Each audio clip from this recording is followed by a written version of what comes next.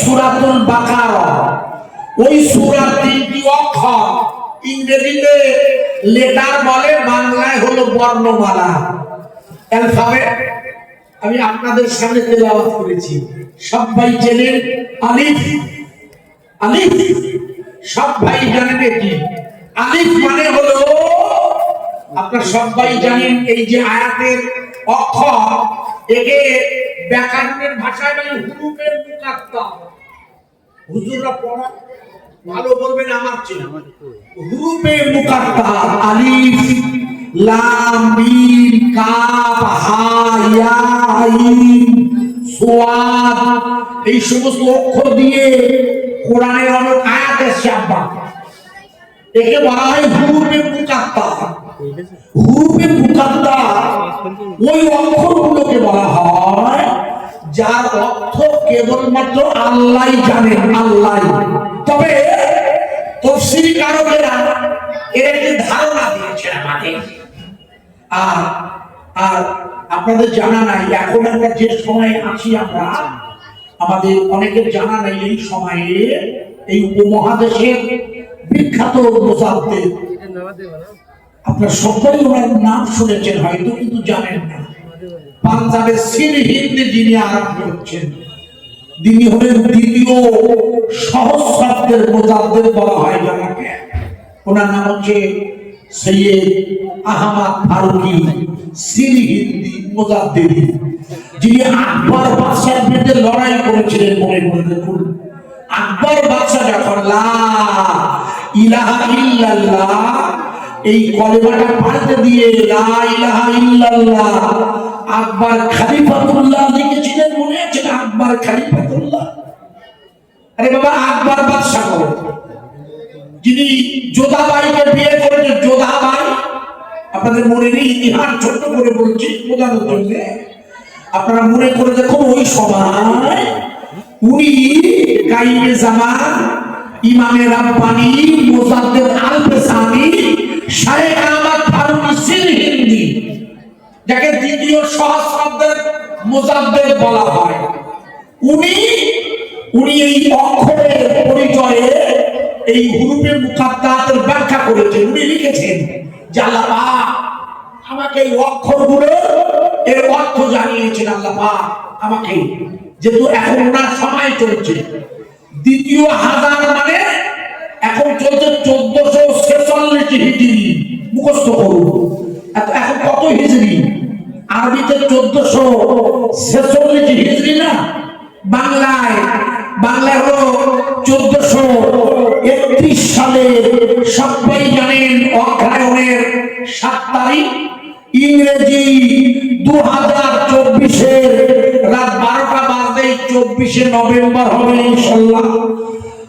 এই সময়টি কারণ ইমাম মেহেদী আলাইহিস সালাতু ওয়াস সালাম এই হযরতে মুজাদ্দিদ আল-পেশানি তরিকা করবেন। তরিকা মানে আল্লাহ প্রেমের পথ। আপনাদের হ্যান্ডবিল দিয়েছিল আমাকে, হ্যান্ডবিলটা সম্ভবত আমার গাড়িতে আছে মনে হয়, হ্যান্ডবিলটা দেখছিলাম। আমার হ্যান্ডবিলে গতকালের অনুষ্ঠান সূচিতে জিকির জবান লেখা ছিল, জিকিরের মাজলিস হবে গতকাল 6 অগ্রহায়ণ। আপনাদের হ্যান্ডবিলে ছিল, আমি ভুল বলছি কি?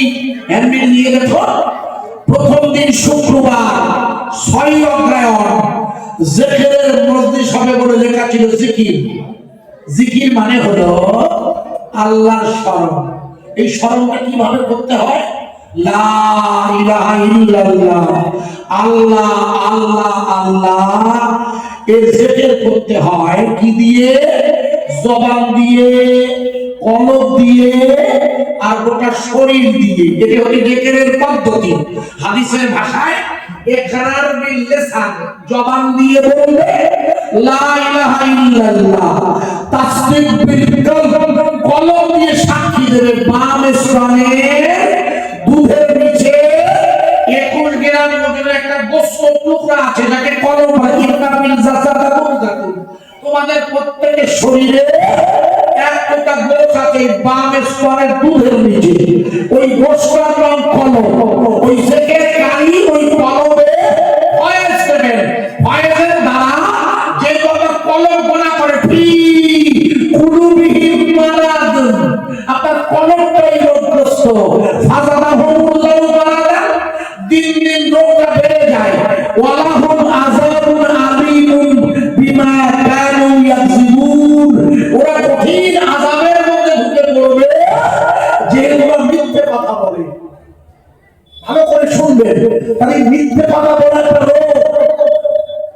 মিথ্যে কথা বলাটা কি? রোগ ফি কুলুবিহিম মারাদুন, রোগ হয়েছে মিথ্যে কথা। এই রোগ হলে একটা করে দাগ পড়ে যায়, কবে জানুকে দাগ। যখন কেউ পাপ করে তখন একটা করে গুনার দাগ পড়ে। কথা বোঝা যাচ্ছে? আগে হ্যাঁ না বলুন, কতটুকু পড়ে আপনি বুঝতে পারছেন কি? যখন কেউ পাপ করে তার দাগ পড়ে কোথায়? আরে হাদিস শরীফ হুজুরের কাছে তাই তো লিখে হবে। গতকাল যে যেখানে মজলিস চলছে, যেখানে উদ্দেশ্য কি? উদ্দেশ্য হচ্ছে ওই কলমটাকে যেখানে ধাক্কায় নুরানি ফয়েজের দ্বারা ওটা পরিষ্কার করে ইয়াউমা লা ইয়ানফাউ মালু ওয়ালা বানুন ইল্লা মান আতা আল্লাহ বিকলবিন সালিম। প্রথম আপনার দায়িত্ব হচ্ছে কিয়ামতের মাঠে যখন ফিরে যাবেন আল্লাহর কাছে, তখন আপনার সন্তান সন্ততি স্ত্রী পুত্র অর্থ কোনো কাজে আসবে না। ইল্লা মান আতা আল্লাহ, ব্যতীত ওই ব্যক্তি যিনি ফিরে আসবে বিকলবিন সালিম, বিশুদ্ধ কলব নিয়ে। এটা হচ্ছে আল্লাহর কুরআনের ভাষা, আমার নয়। আপনাকে ফিরে যাওয়ার জন্য আপনার কলবটাকে পরিষ্কার করতে হবে। তাসকিয়া গতকাল আপনাদের জিকির হয়েছে, আর জিকির যিনি করাবেন তার দায়িত্ব যে ফয়েজের দ্বারা তিনি হবেন মুর্শিদ, তিনি বুজুর্গ, তিনি আল্লাহর ওলি কামেলে মুকাম্মেল হতে হবে তাকে। আল্লাহর বুজুর্গ জিকির দ্বারা আপনার কলবটাকে ইসলাহ করে দেবে। কথা বোঝা যাচ্ছে কি? ওটা ছিল গতকাল, হ্যান্ডবিলে লেখা ছিল বলে ইন্ট্রোডিউস করে দিয়ে যাচ্ছি। আর এই জিকির শুরু হয়েছে, তাই আমি তিনটি অক্ষর আপনাদের কাছে এনেছি। প্রথম অক্ষরটি হচ্ছে আলিফ। এই প্রথম অক্ষরটি তেলাওয়াত এনেছি, অক্ষরটি আলিফ। অধিকাংশ তাফসীরকারকের মতে আলিফ আলিফ আলিফ মানে হলো আল্লাহ। একবার জোরে বলা যাবে না সুবহানাল্লাহ? সুবহানাল্লাহ। আরো জোরে বলতে পারবেন সুবহানাল্লাহ? একটু জোরে বলা যাবে না? এই আলিফ হচ্ছে আল্লাহ, এই পৃথিবীর মালিক। আপনাদের কোনো সন্দেহ আছে? এটা হ্যাঁ না বলুন। আপনাকে জিজ্ঞেস করছি, আপনার জানতে পারেন, এটা আপনি বলুন না। আল্লাহ ছাড়া আর কাউকে মালিক বলা যায়? আচ্ছা কেন যায় না বলুন তো? আপনার কি মনে হয় যে আল্লাহ ছাড়া আর কারোর কাছে মাথা নত করার কিছু জ্ঞান? আপনার কি মনে হয় বলুন না, সুবিধা হয়। বলুন বলুন, আপনার কি মনে হয় যে আল্লাহ ছাড়া কারোর কাছে মাথা নত করা যাবে না? তার কারণটা কি আপনার কি মনে হয়? কারণ আমরা আল্লাহ ছাড়া তো কারোর কাছে মাথা নত করি না। আমরা করি কি না? ইয়াকা না'বুদু, আমরা ইবাদত করি কার? আরে জোরে বলো আল্লাহ। আর জোরে আল্লাহ। কোন আল্লাহ? কোন আল্লাহ জিজ্ঞেস করছে? উপর আল্লাহ। আপনার দোষ না, আল্লাহ উপরে নয়, সর্বত্রই। আপনার দোষ নেই। আপনি ভুল বলেছেন কিনা ঠিক বলেছেন ওদিকে আমি যাচ্ছি না। আসলে আল্লাহ কিন্তু সর্বত্রই বিরাজমান, বুঝেছেন? মনে রাখবেন আপা। আসলে আপনাদের দোষ নয়, আমি একটু বুঝিয়ে দিচ্ছি। আমরা ইবাদত করি ওই আল্লাহ, যে আল্লাহ মরণ হয় না। আল্লাহু লা ইলাহা ইল্লা হুয়াল হাইয়ুল কাইয়্যুম। আমি আজিজুর এমন এক আল্লাহর কাছে ঈশান নামাজে সেজদা দিয়েছি যে আল্লাহর মরণ হয় না। একবার জোরে বলা যাবে না সুবহানাল্লাহ? আরে জোরে বলুন সুবহানাল্লাহ। আল্লাহর মরণ হয়, আরে চিল্লে বলুন না। কুল্লু মান আলাইহা ফান, এই পৃথিবীতে যা কিছু আছে সব ধ্বংস হবে। ওয়ায়াবকা ওয়াজহু রাব্বিকা যুল জালালি ওয়াল ইকরাম ফাবিআইয়ি আলাই। এটা হাফেজ কারিতে ভরা। আমি হাফেজও নই, কারিও নই, শুধু ইন্ট্রোডিউস করে দিয়ে যাচ্ছি। গতকাল জিকির করেছে, আর আজ কোরআনের দাসের দাওয়াত চলছে। তাই প্রথমে আপনাদের আল্লাহর পরিচয় করিয়ে দিচ্ছি। অক্ষর তিনটি, তাই এনেছে আলিফ লাম আর মিম। প্রথমে আলিফটা দিয়ে পরিচয় করিয়ে দিচ্ছি। আলিফ আলিফ আলিফে আল্লাহ, আমার এমন আল্লাহ যে আল্লাহর মরণ হয় না। আমার আল্লাহ এমন যে আল্লাহর ধ্বংস হয় না। এই জন্য পৃথিবীতে আর যা কিছু আছে সব ধ্বংস হয়ে যায়। সব ধ্বংস হয় না, সব মাদ্রাসা থাকবে না। না না না, যখন ঈসা আলাইহিস সালামের সিংহার আসবে তখন মাদ্রাসা থাকবে? আরে হ্যাঁ না, সব শেষ, শুধু থাকবে কে? আল্লাহ। এই জন্য আমরা ইবাদত করি ওই আল্লাহ যিনি দেখছেন আমি আজিজুর রাতে 11টার পরে এখানে বসে বক্তৃতা করছি। আমার আল্লাহ হাজির নাজির, আল্লাহ সব দেখেন না? আরে হ্যাঁ না বলুন, আল্লাহ সব দেখছেন। এই জন্য এই পৃথিবীর একমাত্র মালিক হলো আল্লাহ। একটু জোরে বলবেন না সুবহানাল্লাহ। আমি আপনাদের কাছে সে আল্লাহর কোরআনের ওই আয়াতের কারিমাটা এনেছি, সূরা বাকারা। প্রথমে আপনাকে বোঝানোর চেষ্টা করছি, আপনারা মনে করবেন আপনাদের মনে নেই, আমি মনে করিয়ে দিলে মনে পড়বে। আশা করছি মনে পড়বে। আপনাদের এই মাদ্রাসায় যে বাচ্চারা পড়ে এদেরকে হুজুররা পড়ান, দেখবেন কি পড়ান। কোনো বাচ্চা এলে তাকে এটা শেখায়, কি বলতো তাকে শেখায়, আমি শেখাচ্ছি। দেখুন প্রথম দিন এলে তাকে যখন আরবি কায়দা দেয়, নুরানি কায়দা অথবা বাগদাদি, তাকে দেখবেন আলিফ দিয়ে পড়তে শুরু করা হয়। আর স্কুলে গেলে প্রথম দিন তাকে দিদিমণি, ICDS এর দিদিমণি গেলে বই দেয় না, অক্ষরের গল্প শেখায়। আর স্কুল, কেজি স্কুলে বা প্রাইমারি প্রথম পর্বে গেলে আপনাকে ঈশ্বরচন্দ্র বিদ্যাসাগরের বই ধরিয়ে দেয়। বইটার নাম হলো বর্ণ পরিচয়। দেখবেন ওতে লেখা আছে অয় অজগর আসছে ছুটে, আয় আমটি খাবে পেলে, লেখা আছে না? এই আপনি পড়েছেন? আপনাকে জিজ্ঞেস করছি, পাগড়িওয়ালা সুন্দর ছেলে তো, বাহ। আমার দিকে ভেবে লেখা আছে না বই তো? বাবা এটা ঠিক না ভুল? বাবা না, এটা ঠিক নয়। ছন্দটা ঠিক কিন্তু মানেটা ভুল। কেন? অজগরের ইংরেজি হচ্ছে পাইথন। অজগর কি খায় জানো বাবা? অজগর মানুষ খায়। ঈশ্বরচন্দ্র বিদ্যাসাগর কি লিখেছে, কি খায়? এই দেখ, ওই অজগর আসছে পেলে, বলুন আয় আমটি খাবো পেলে করে, আপনি আম খাবে বলে না, খায় বাংলা বলো আমি খাই, ওটা ভুল। এই জন্য রবীন্দ্রনাথ ঠাকুর লিখলে ছোট খোকা বলে অ আ, লিখলে রবীন্দ্রনাথ ঠাকুর পড়েনি? আরে রবীন্দ্রনাথ ঠাকুর লিখেনি? কি বই নাম কি? কি ফেরায় পড়লাম, কিছুই জানো না। সহজ পাঠ। ছোট খোকা বলে অ আ, শেখে নিষে কথা কওয়া। আপনাদের প্রাইমারি স্কুল আছে ওইখানে পরিচয় হয়েছে, ওখানে কি পড়বে ছোট খোকা? ছোট খোকা কে? ছোট খোকা হচ্ছে কার্তিক, ছোট খোকা হচ্ছে রহমান। রহমান পড়বে, কার্তিক পড়বে।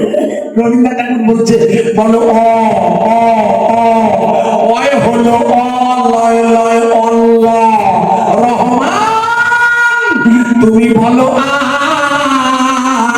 আয় হলো আ, লয় লয় আখার আল্লাহ। কার্তিক তুমি বলো এই পৃথিবীর মালিক হলো আল্লাহ। আল্লাহ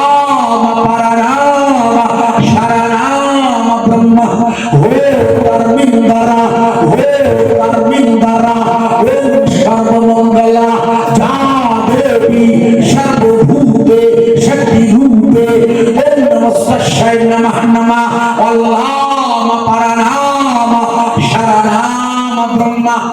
কিছু বোঝা গেল? কিছু বোঝা যায়নি, যাবে না। আমি বুঝিয়ে দিচ্ছি, আমি আপনাদের বোঝাবো। এই জন্য দেখে এসে বসেছি ইনশাল্লাহ। আমি প্রথমেই বোঝাচ্ছি এই পৃথিবীর মালিককে জোরে বলুন। এই পৃথিবীর মালিক হলো আল্লাহ। আমাদের প্রতিবেশীরা তাকে কোন নামে ডাকে? না না no, ভগবান না, ভগবান আলাদা। আশ্চর্য, ভগবান আলাদা। এই আমার ওয়াজ বোঝা যাচ্ছে?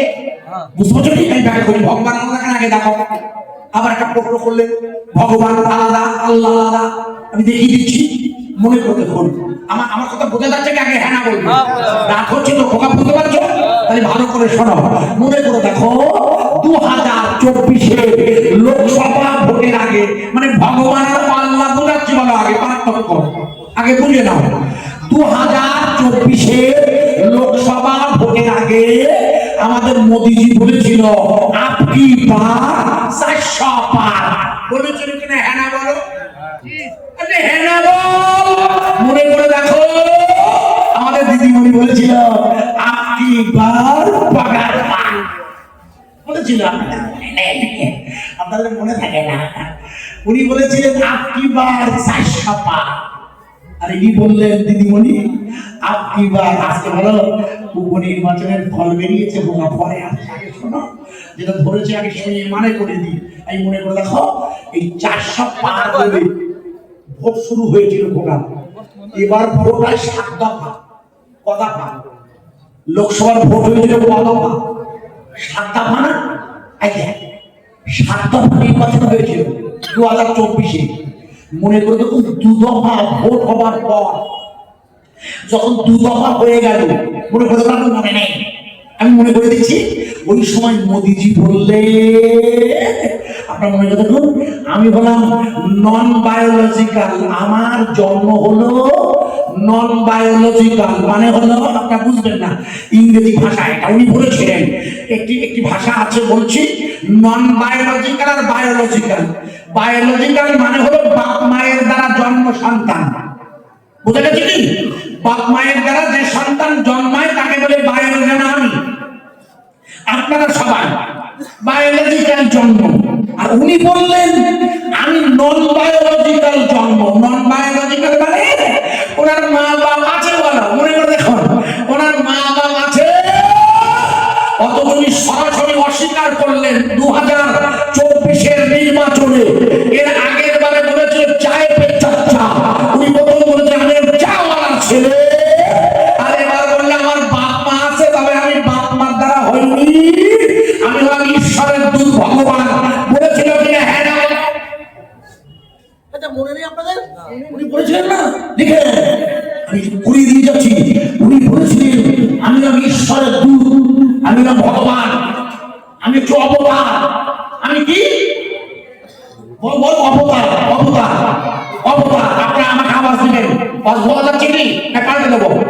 বলুন, এই পৃথিবীর শেষ অবতারকে মোদিজি দাবি করলেন আমি এই পৃথিবী আমার অবতার হিসেবে জন্ম নিয়েছি, ভগবান অবতার। উনি বলছেন এই পৃথিবীর শেষ অবতার কি উনি? উনি এই পৃথিবীতে অবতার হিসেবে জন্ম নিয়েছে, মিথ্যে কথা। কে লিখেছেন? স্বয়ং শ্রীকৃষ্ণ। শ্রীকৃষ্ণের ভাগবত গীতা লেখা আছে, পড়ে নেবেন ভালো করে। ভাগবত গীতার অনুবাদে লেখা আছে, আপনারা পড়বেন বাড়ি গিয়ে, আমি লিখে দিয়ে যাচ্ছি। ওখানে লেখা আছে শেষ জমানার কলি আবির্ভূত হবে গুহার ভিতর থেকে। শেষ জমানার কলি আবির্ভূত হবে গুহার ভিতর থেকে। শেষ জমানার কলিকে লিখুন স্মৃতিমন্ত্রে মেলেস আচার্যের সমান নিতেন মহামত ইতি খ্যাতন শিষ্য শাখা সমান নিতেন নিরিপশ্চৈব মহাদেবন মরুস্থল নিবাসিনম সম্ভালা নামা পরানামা সারানামা ব্রহ্মা ভোতার নিন্দনা ও সর্বমঙ্গলা। বেদের মধ্যে ভাগবত গীতা লিখে নাও, তাতে লেখা হয়েছে শেষ জমানার কলি জন্ম নেবে সম্বল নামক পবিত্র নগরীতে। তালবুস্যা ময় ভয় না। সম্বল শব্দের বাংলা মানে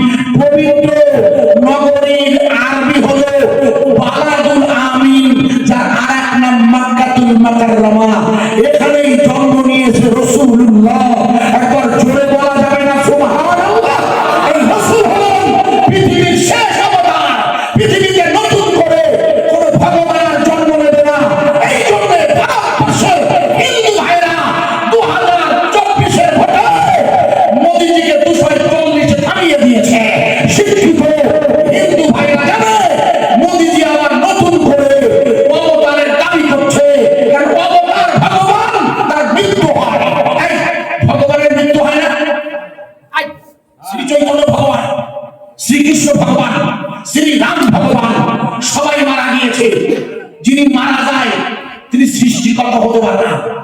আমার কথা বোঝা যাচ্ছে কি? আমার কথা বোঝা যাচ্ছে? আমার আল্লাহ কি মারা যায়? প্রথমেই বলে দিয়েছি। তাই আল্লাহ আলাদা আর ভগবান আলাদা। খবরদার, এই যে রবীন্দ্রনাথ ঠাকুর লিখেছে, রবীন্দ্রনাথ ঠাকুর ছোট খোকা বলো অ আর আ, ওয়াই বলবে অ, লয় লয় অন্য, আর আয় বলবে আ। এই পালম্বা করে দেন, পালম্বা করবো আপনাকে বলছি, পালম্বা করে দেন আর দেন না। আমি তো পারলাম বলছি দিতে, তবে এই দেবে না, দেবে না, এদিকে খাওয়া শরীর না না, ও দোষ না, বুঝতে পারছে না টাইট জিন্স অত টাইট প্যান্ট করতে নেই, ওদের সেক্স নষ্ট হয়ে যায়। এর মধ্যে জানিয়ে আছে না, তো গিয়ে দেখবি গরম এই জায়গাটায়, এই জানিয়া পড়লে আর এর ভিতরে ওই প্যান্ট পরলে না গরম হয়ে যায়। বলে আমাদের পিছনে আছে শুক্রকিট আব্বা, শুক্রকিট থাকে এখানে না, কেন না মদ্দা লোক এটা জানে না, তা কি হবে? এই শুক্রকিট মারা যায় খোলা। এই যে জিন্সের প্যান্ট টাইট প্যান্ট জানিয়া করবে না, আমার মতো পাজামা করবে আর এর মধ্যে আন্ডার প্যান্ট করবে, হাওয়া না আন্ডার প্যান্ট করতো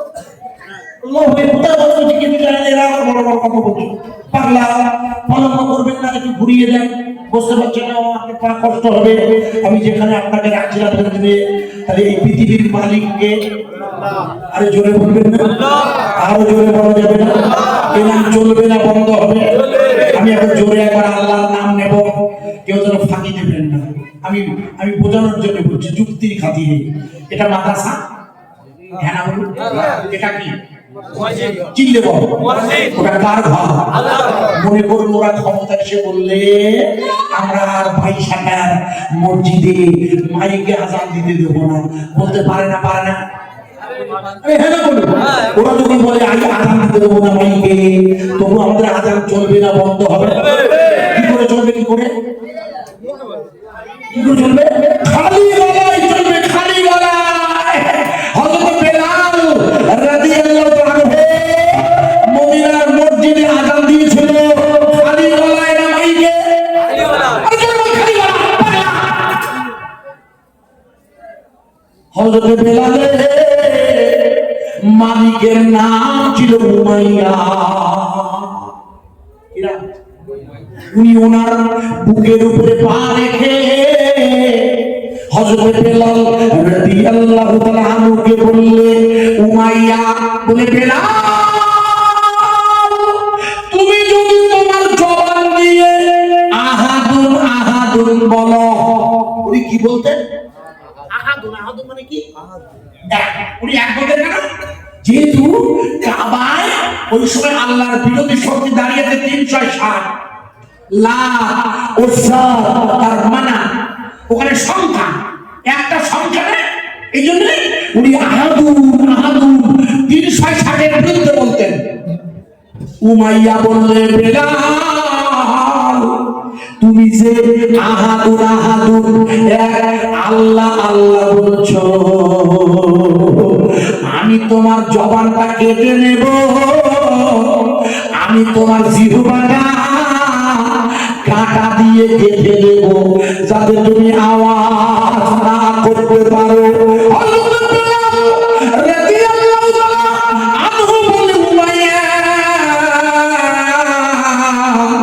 আপনি আমার জবানটাকে বন্ধ করে দিতে পারেন, কিন্তু বাম স্তনের দুধের নিচে যে লতিফায় কলম আছে, কলম, আমার ওই কলম বলবে আল্লাহ আল্লাহ আল্লাহ, ওটা আপনি বন্ধ করে দিতে পারবেন না। মনে করে দেখুন, ওরা জবান বন্ধ করে দিয়েছিল, কিন্তু কলম দিয়ে আল্লাহ আল্লাহ বলে এটা বন্ধ করে দিতে পারিনি। এই জন্য ওরা যদি আল্লাহর আওয়াজ এই 22 মাদ্রাসার মসজিদে বা তোমার মাদ্রাসাতে বন্ধ করে দেয়, তবু বন্ধ হবে না।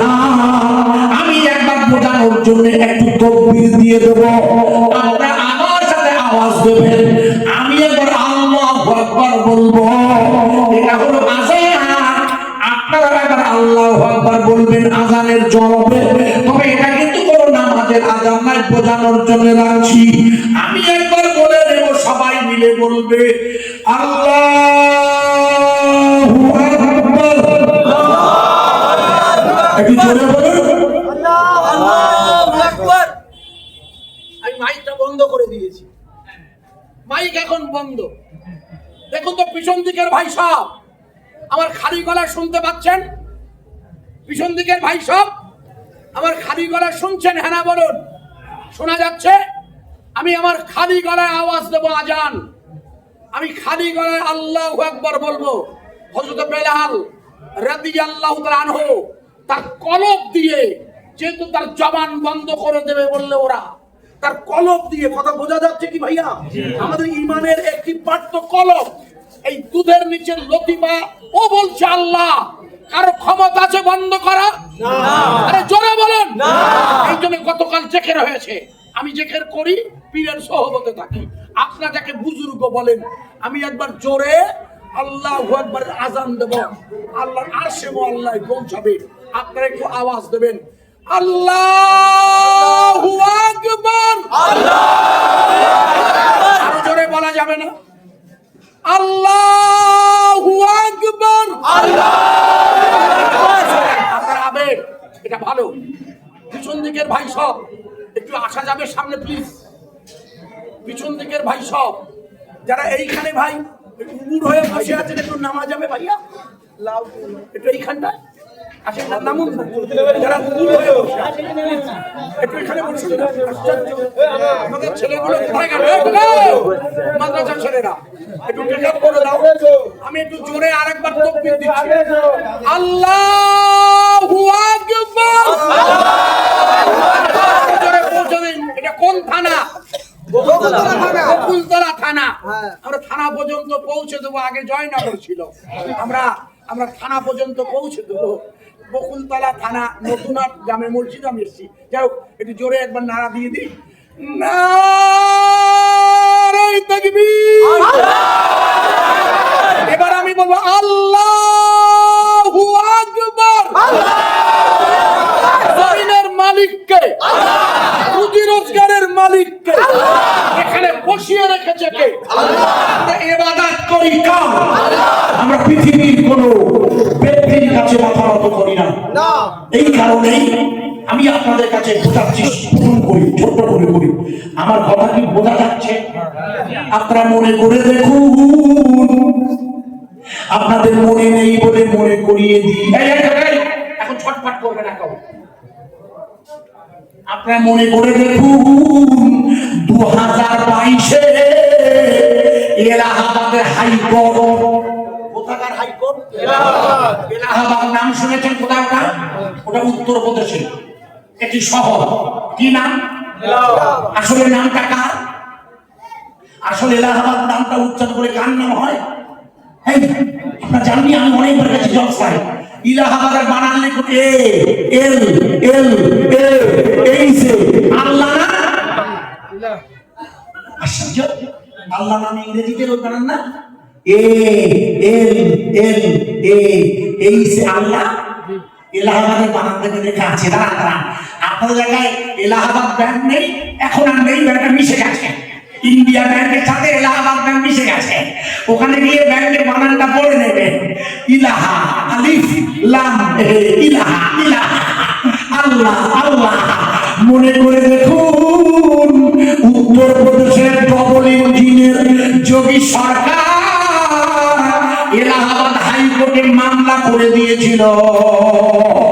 উত্তরপ্রদেশে 16,000 মাদ্রাসা আছে আর 17 লক্ষ ছেলে মেয়ে পড়াশোনা করে। কত লাখ মাদ্রাসা? 16,000। কত হাজার? 16,000। তার মধ্যে একটি মাদ্রাসা দারুল উলুম আল্লামা কাশিম নানতুবি রাহমাতুল্লাহ আলাইহি, ওই মাদ্রাসা থেকে পড়ে এলে নামের পিছনে দেখে লিখে দেন কাশেমি। আছে না নাই? আরে লেখেন, আপনাদের এলাকায় হ্যান্ডবিল লেখা আছে না? হ্যান্ডবিল তো এক হযরতের নামের শেষে সম্ভবত বকুলতলা মাদ্রাসার প্রধান, সম্ভবত ওনার। আমি অত বলবো, আমি দেখেছি হ্যান্ডবিলটা একবার। ওখানে কাশ্মীর শব্দ লেখা আছে। দারুল দেওবন্দ বা সাহারানপুর অথবা নাদোয়া, আপনার উত্তরপ্রদেশে অসংখ্য নয় 16,000 মাদ্রাসা আছে, আর 17 লক্ষ ছাত্রছাত্রী ছেলে মেয়ে সব মিলিয়ে পড়াশোনা করে। আপনার মনে করে দেখুন 2022-এ এলাহাবাদের হাইকোর্টে একটি মামলা হয়েছিল। ওই মামলায় এলাহাবাদ হাইকোর্ট 2024-এ উত্তরপ্রদেশে যত মাদ্রাসা আছে ওই হাইকোর্ট রায় দিয়েছিল সমস্ত মাদ্রাসাগুলো বাতিল। তার মানে উত্তরপ্রদেশে কোন মাদ্রাসাতে আল্লাহর নাম শেখানো হবে না। আপনারা মনে করে দেখুন এলাহাবাদ হাইকোর্টের রায়টা যখন উত্তরপ্রদেশের মাদ্রাসাটা ওরা বন্ধ করে দিয়েছে, জমিয়তে উলামায়ে হিন্দ ওনার দুটো আছে, যদিও আরশাদ মাদানী সাহেব আর সব জায়গা মনে করে দেখুন উত্তরপ্রদেশের গভর্নমেন্টের বিরুদ্ধে সুপ্রিম কোর্টে মামলা হয়েছিল। মনে করে দেখুন মাদ্রাসা চলবে না, বন্ধ হবে।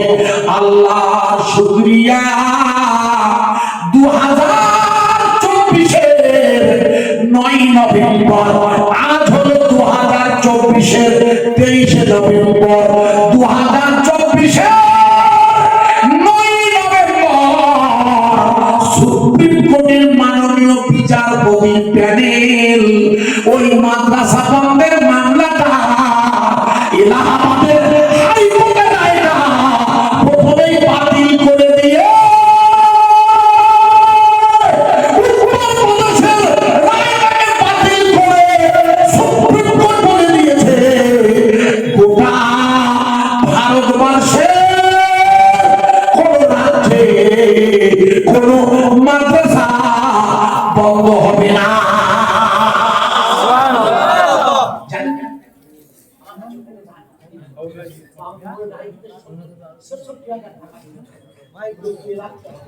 বাপরে মসজিদ রায় আমাদের পক্ষে, আপনারা জানেন মূল রায়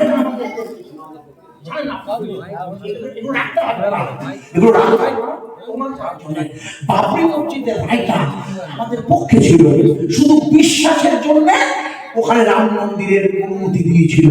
কারণ সব ভাই জানে বাল্মীকি মুনি নিজে লিখেছে তবে মানুষের জন্ম রামা অনামাস্তাশায় নামা নামা, রামের জন্ম হয়েছে বাল্মীকি মুনির মনের মধ্যে, অযোধ্যায় নয়। এই জন্য লক্ষ্য করে দেখুন অযোধ্যার মসজিদে বাবরি যে এলাকা, ওই এলাকায় যে সাংসদ নাম তার ফৈজাবাদ, 2024-এর লোকসভা ভোটে মসজিদে বাবরির অযোধ্যার ফৈজাবাদ লোকসভায় বিজেপি এমপি হেরে গিয়েছে। আপনারা নিশ্চয়ই জানেন, আপনার জানা আছে কিনা জানি না, আমি লক্ষ্য করছিলাম হিন্দু ভাইরা জানে আসলে তো মসজিদ রাম জন্ম হয়নি, তাদের ভাষা বাইবেলের ভাষা এই শব্দটা রাম শব্দটা বলতো বাংলা, ইংরেজি, হিন্দি না সংস্কৃত আগে বলে ঠেকিয়ে দিয়ে আগে বুঝিয়ে দিই এটা কোন শব্দ বলে। এনিওয়ান যে কেউ বলতে পারে এটা কোন শব্দ, রাম শব্দটা কোন শব্দ? দেখো যাহাটা বলো কেউ বলতে পারবে না। রাম সংস্কৃত শব্দ। কে বললে হাত কিন্তু আপনার দোষ না, ভুল বলেছেন, আপনি কাছে বলেছেন। রাম হলো, আমি আপনাকে জিজ্ঞেস করছি, আপনি রাগ করছেন না? আপনি রাগ করেন না, বলুন তো আমাদের কেতাব কখানা? আমি জানি কেতাব তাড়াতাড়ি হচ্ছে, কেতাব হচ্ছে 4 খানা। কখানা? 4 খানা। প্রথম কেতাবের নাম জাবুর, সূরা আম্বিয়া। কেতাবের নাম জাবুর, নবীর নাম দাউদ আলাইহিস সালাম। ভাষার নাম হিব্রু, মুখস্থ করেন। ভাষার নাম কি? একটু জানেন না? মুশরিক তো আপনার কেতাবের নাম জানেন আমানতু বিল্লাহি, তুমি ঈমান আনলে কেতাবের পরে কুতুবিহি ওয়া মালাইকাতিহি, আল্লাহর পর। আশ্চর্য, এই কেতাবের পরে ঈমান আনলে প্রথম কেতাবের নাম জাবুর, ভাষা হলো হিব্রু। দ্বিতীয় কেতাবের তাওরাত, ভাষা হলো তিবিয়ানি, নবী হলো মুসা সাল্লাম। তৃতীয় কেতাবের নাম ইনজিল, ভাষা হলো সিরিয়ানি, নবী হলো ঈসা রূহুল্লাহ, তিনি আসমানে অপেক্ষা করছেন। ওই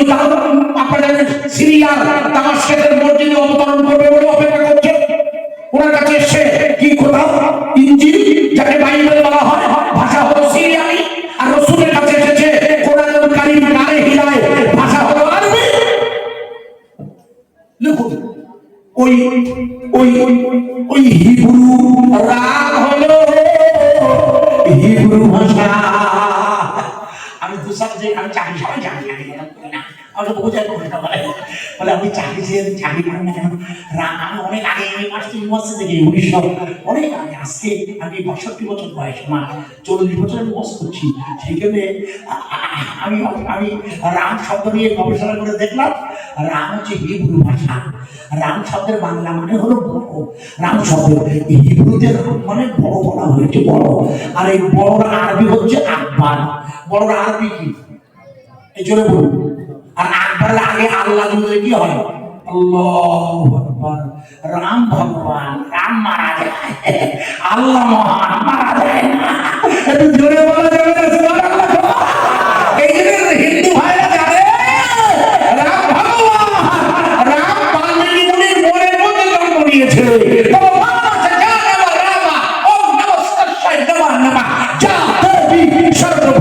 এটা মাদ্রাসার দাঁত আমি কেটে দিচ্ছি, শুধু যে জায়গাটা আমার বোঝানোর জন্য। আমার কথাগুলো বুঝবেন ভালো করে। পৃথিবীর জমিনে যে জায়গাটার নাম বলছিলাম উত্তরপ্রদেশের ফৈজাবাদ, যেখানকার এলাহাবাদ হাইকোর্ট রায় দিয়েছিল মাদ্রাসা বন্ধ করে দাও। আল্লাহ সকল আদায় করছি, গোটা ভারতবর্ষের সব মাদ্রাসা সুপ্রিম কোর্ট বলে দিয়েছে কোন অবস্থায় বন্ধ হবে না। একটা জোরে বলুন ঠিক আছে, ঠিক মাদ্রাসা বন্ধ হবে। আরে মাদ্রাসা বন্ধ হলে 22 টাকা হয়ে যেত, 22 টাকা হয়ে যাবে। কিন্তু সুপ্রিম কোর্ট রায় দিয়েছে কবে? 2024-এর 9 নভেম্বর। এই তো কদিন আগে, 15 দিন। লক্ষ্য করুন, এই দিনই কওমি এই মাদ্রাসা, আল্লাহ দিনের এই কারখানা চলবে না বন্ধ হবে? একটু জোরে একবার নারা দেবেন। কেন? আপনার আওয়াজ দেবেন জোরে, যেহেতু আল্লাহ কুদরত মারাত্মক একটা রায় দিয়েছে সুপ্রিম কোর্ট। বিচারপতিকে ধন্যবাদ। উনি কে?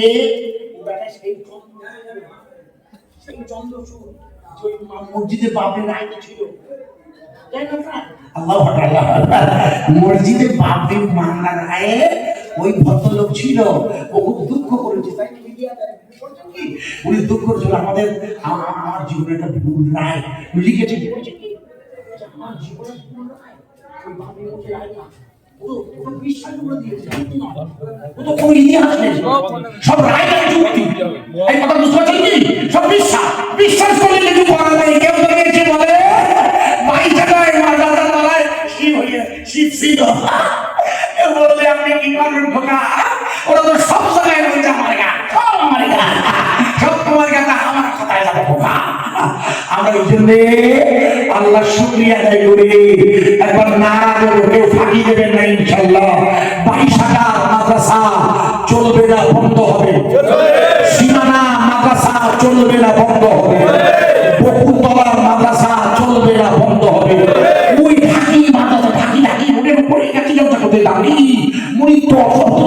একটু জোরে একবার নারা দিন তো সব ভাই মিলে না।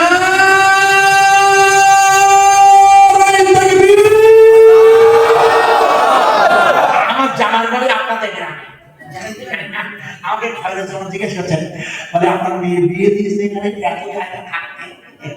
আমাকে দেখুন জিজ্ঞেস করছেন আমার সঙ্গে ফোন করে বলছে আপনার মেয়ে বিয়ে, আমার মেয়ে আল্লাহ করে শুক্র আমার ভাই সাহেব ওটা চেনেন, সবাই সিরাজুল সাহেব, মাস্টার সাহেব, ওরা ছেলে ভালো লেখাপড়া জানে।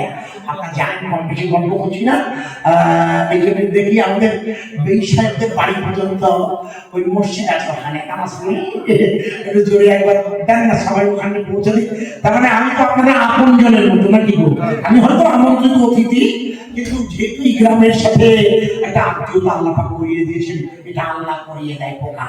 আমার কোনো ক্ষমতা আছে? কোথায় আমার বাড়ি না বাংলাদেশ বর্ডার, আর কোথায় ভাইসানা মেয়ে দেখতে যখন প্রথম এসেছি ছেলে দেখতে আনতে মানে আল্লাহ এটা চেনা এলাকা ভাইসানা কিনছে তারা কিন্তু চর্চা করে আছে। যাই হোক, একটু জোরে একবার নাড়া দেন না সবাই মিলে, গোটা এলাকায় পৌঁছে যান। একেবারে পশ্চিম পাইচাটা ওই ওরা খুব মহব্বত করে আমি আসি কখনো কখনো। একটু জোরে একবার বলবেন তো না।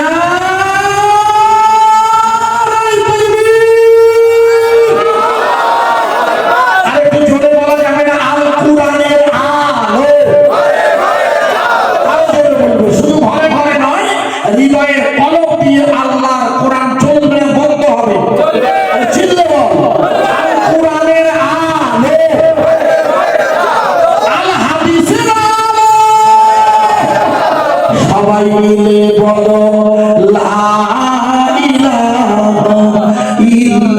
ইল্লাল্লাহ আর জোরে লা ইলাহা ইল্লাল্লাহ লা ইলাহা ইল্লাল্লাহ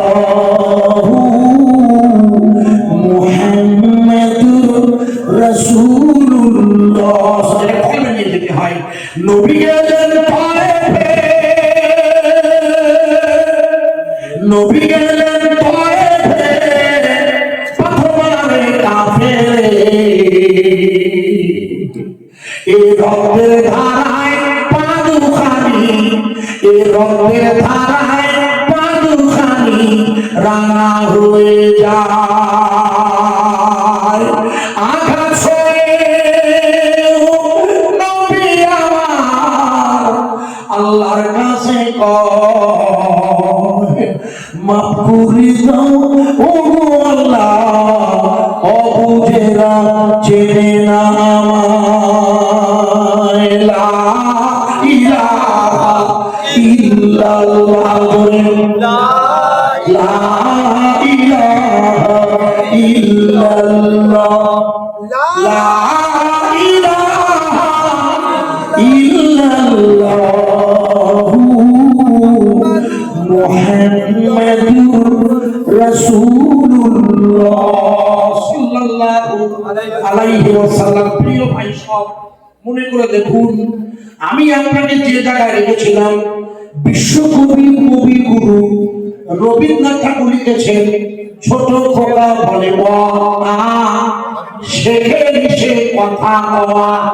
এই ছোট খোকা হলো আমাদের মাদ্রাসার রহমান আমাদের মাদ্রাসার ছেলেরা যারা আল্লাহ আল্লাহ আল্লাহ যারা জিকির করে আল্লাহ যারা ইবাদত করে আল্লাহ যারা কোরআন পড়ে আল্লাহর জন্য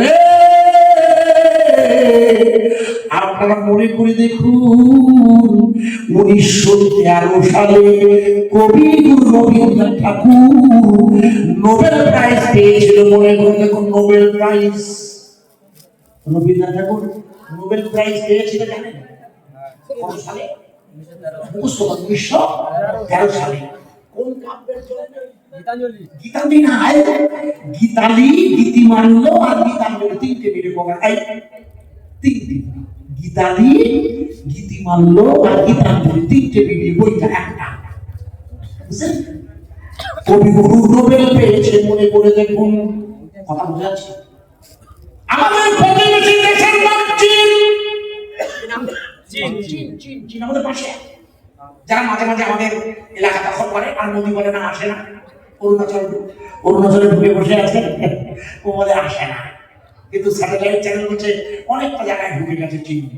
মনে করে দেখুন রবীন্দ্রনাথ ঠাকুর যখন নতুন পেলে চীন ওনাকে নিমন্ত্রণ করলেন সংবর্ধনা দেবে।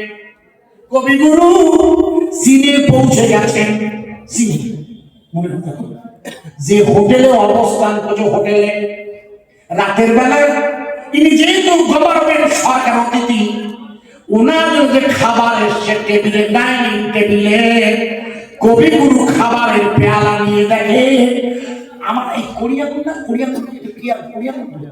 আঙুলের মতো সরু এক রকমের ডাটার মতো ডাটা আমাদের ডাটা আছে না মানুষের ডাটা সরু ডাটা আছে না ওই রকমের ডাটার মতো একটা ডাল দিয়ে তৈরি এত সুন্দর খেতে।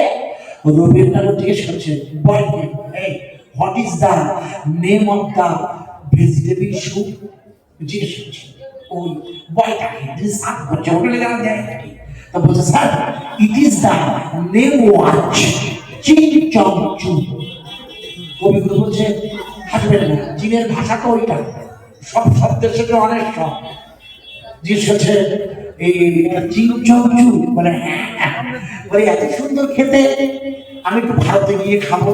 তা খোকা এ তো আমি ঠিক বুঝতে পারছি না জিনিসটা তা আপনি আমাকে একটু যেহেতু আমি নোবেল পেয়েছি আর আমার নোবেল প্রাইজ পাওয়ার মূলে আপনারা সম্মাননা দেবেন সেখানে আমি বক্তৃতা করবো তা আমার খুব মন চাইছে বক্তৃতা দেওয়ার আগে এই খাবারটাকে একটু দেখতে নিজের চোখে আমি দেশে গিয়ে খাবো।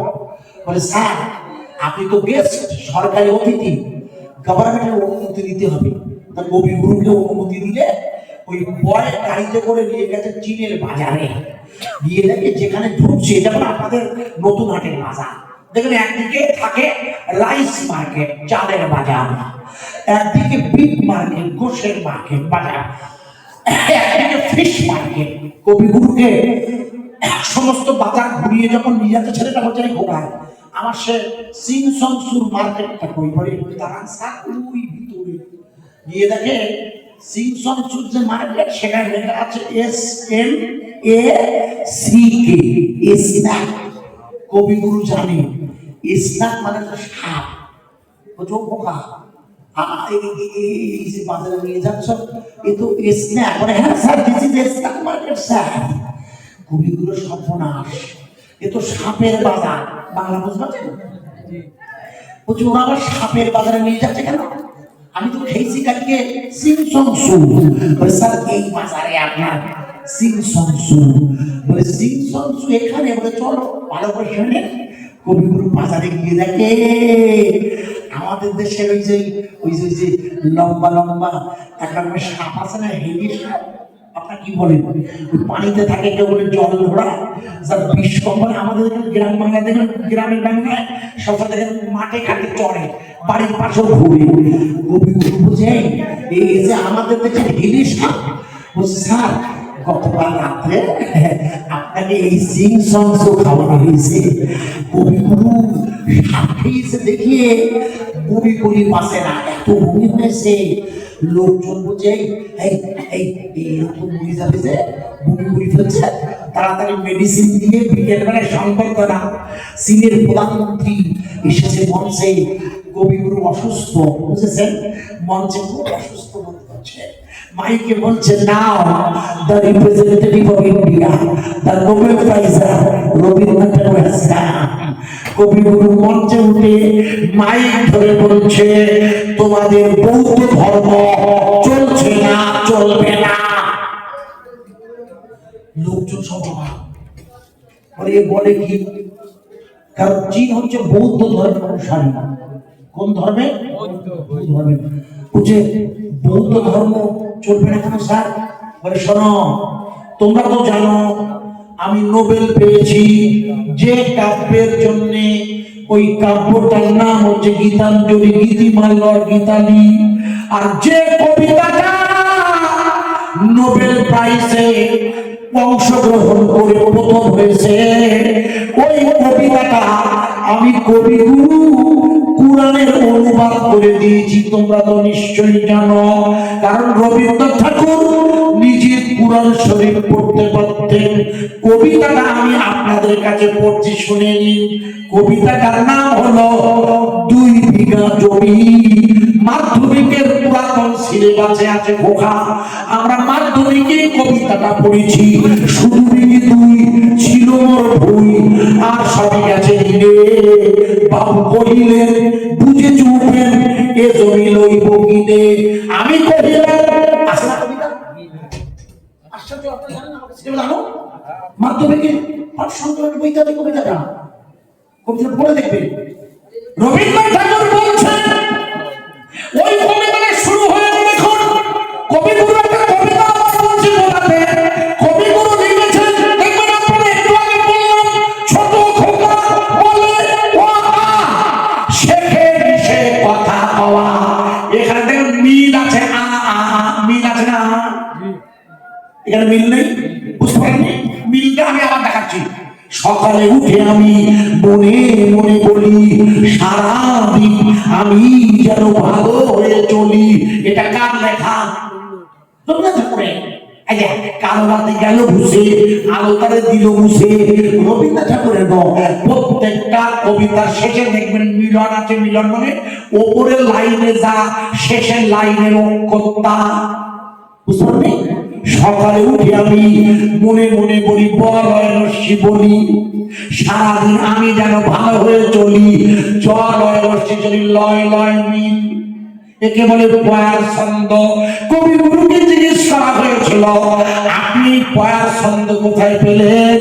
ওগো মাদ্রাসার ছেলেরা শোনো, কবিগুরু বললেন আমি পয়ার ছন্দ পেয়েছি কুরআনুল কারীমে কুল হু আল্লাহু আহাদ আল্লাহুস সামাদ লাম ইয়ালিদ ওয়া লাম ইউলাদ ওয়া লাম ইয়াকুল লাহু কুফুয়ান আহাদ।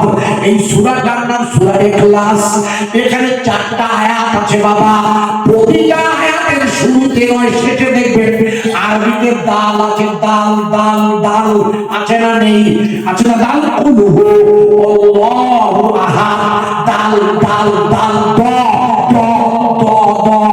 কবিগুরু বললে এটা আমি কুরআন শরীফ থেকে নকল করেছি।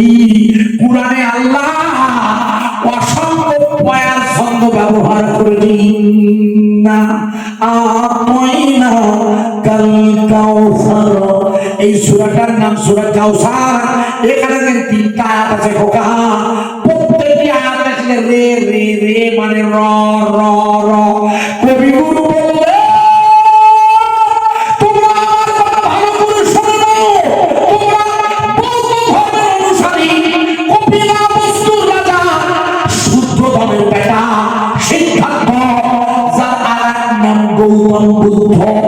আপনি কি জানেন বুদ্ধদেব লিখেছে গ্রন্থটির নাম হচ্ছে ত্রিপিটক। ত্রিপিটক হলো বৌদ্ধ ধর্মের ধর্মগ্রন্থ। লিখলেন মুরব্বী। ওই বুদ্ধদেব যখন মারা যাচ্ছে, উনি মৃত্যুবরণ করছে, ওনার শিষ্যের নাম ছিল আনন্দ, আনন্দ। বুদ্ধদেবের কাছে গিয়ে বলছে, Lord who shall teach us when দোয়ার দান। এর বাংলা মানে হলো প্রভু, কে আমাকে পড়াবে যখন আপনি মারা যাবেন? বুদ্ধদেব বললে, কবিগুরু বলছে, বুদ্ধদেব বললে, আই অ্যাম নট ফার্স্ট, আমি পৃথিবীর প্রথম নই, নর I shall be the last, আমি পৃথিবীর শেষ নই। অ্যানাদার বৌদ্ধ উইল কেম, এই পৃথিবীতে আরো একজন বৌদ্ধ জন্ম নেবে। He will be known as Maitreya, তিনি হবেন শান্তি, করুণা আর মৈত্রের প্রতীক। আর সাল্লাকা ইল্লা কাফাতাল লিন্নাসি বাশীরাও ওয়া নাযীরা। আমার আল্লাহ আমার নবীকে গোটা পৃথিবীর সমস্ত মানব জাতির জন্য পাঠিয়েছে। রবীন্দ্রনাথ ঠাকুর বললেন, তোমরা বুদ্ধদেবের কথা মানো না। বুদ্ধদেব বলেছে জীব হত্যা মহাপাপ, অত তোমরা আমাকে সাপ মেরে গতকাল খাইয়ে দিয়েছ। তাই আমি বললাম তোমাদের ধর্ম চলতে পারে না। শোনো, তোমাদের বুদ্ধদেব যে নবীর কথা বলেছে পৃথিবীর জমিনে, উনি হলেন মুহাম্মদ রাসূলুল্লাহ।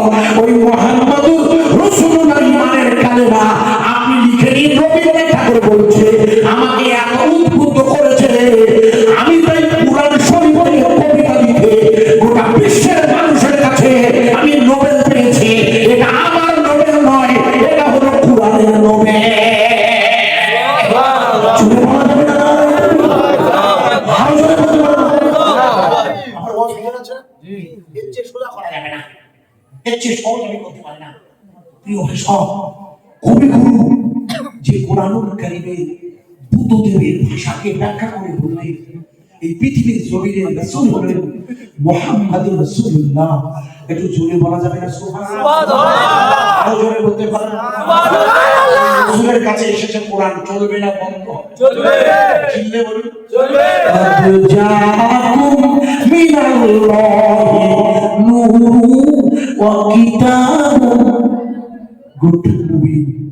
আমার আল্লাহ বলে ভালো করে শুনেন, আমি তোমাদের কাছে আমার তরফ থেকে দুটো উপকরণ পাঠিয়েছি। দুটো, একটি হলো নূর, নূরে মুহাম্মাদি সাল্লাল্লাহু আলাইহি সাল্লাম, আর একটি হলো প্রকাশ্য কিতাব আল কুরআনুল কারীম। আপনার মনে নেই? আমি ব্যাখ্যা করছি, আপনি গভীর ক্রমশ ভাবনা থাকে সম্ভবত। তবু আমি ছোট্ট করে আপনাকে বলছি, ভাইয়া মনে করে দেখুন, আল্লাহ রাসূল যেদিন জন্ম নেবেন, এটা মনে রাখো, উনি জন্ম নেবেন কোথায়? একটু আগে বলেছি, ভুলে গেলেন, সম্ভালা নামা পারা নামা সারা নামা ব্রহ্মা। এই পৃথিবীর জমিনে একটি পবিত্র শহর আছে যার নাম মক্কা, বেদের ভাষায় সম্মান। সেখানে রাসূল জন্ম নেবে। আর উনি নবী হবে কোথা থেকে? উনি নবী হবে পাহাড়ের গুহার ভিতর থেকে। একটু আগে বলেছিলাম পাহাড়ের গুহার ভিতর থেকে উনি নবী হয়ে আবির্ভূত হয়েছিলেন না? 60 বছর, মনে করুন 40 বছর 6 মাস 12 দিন, 40 বছর 6 মাস 12 দিনের মাথায় হুজুর নবী হন। যদি জিবরাইল আসে তার কাছে, ও জায়গায় আমি যাচ্ছি না, আমি যেটা প্রথম বোঝাতে চাইছি একটু লক্ষ্য করুন আপনার বোঝানোর জন্য। মনে করুন আর রাসূল সাল্লাল্লাহু জন্ম নিয়েছেন মক্কায়, বেদের ভাষায় সম্মান। আপনারা আমি জানি না জানেন কিনা হুজুর, আপনারা কি জানেন হুজুর? আমরা সবাই জিজ্ঞেস করছি। আমাদের একটা মেয়ে খুব উপকার করেছিল আমাদের। মেয়েটার নাম সুনিতা রানী উইলিয়ামস। নাম শুনেছেন মেয়েটা? মহাকাশে আটকে গেছে, জানেন না? বলতে পারতাম মহাকাশে আটকে গেছে মেয়েটা, জানেন না? মহাকাশ ভেলা এখন মহাকাশে আটকে আছে। মহাকাশ কত মাস অনেক কত আটকে আছে, আসতে পারছে না, জানেন না? কিন্তু উনি যখন প্রথমবার মহাকাশে গেছিল আমাদের উপকার করেছেন মহিলা। ওনার বাড়ি হচ্ছে ভারতবর্ষের গুজরাটে, মোদী রাজ্যে। উনি হচ্ছে আমেরিকার নাসার বিজ্ঞানী। এর আগে একটা বিজ্ঞানীকে ওরা মহাকাশে পাঠিয়েছিল, তার নাম লিখুন, তার নাম হলো সব বাইরের কল্পনা চাওলা। আপনাদের বইতে আছে, ভূগোলের বইতে, মাধ্যমিকের বইতে আছে, পড়েন লিখে নেন কল্পনা চাওলা। ওই মেয়েটার মহাকাশ থেকে ফিরে আসার পর মেয়েটার মহাকাশ বেলা ভেঙে মেয়েটা মারা গেছিল। লিখুন তখন আমেরিকার প্রেসিডেন্ট নাম লিখুন। এখন আছেন যে ডোনাল্ড ট্রাম্প, তার আগে ছিল জো বাইডেন, আর তখন ছিল বারাক হোসেন ওবামা।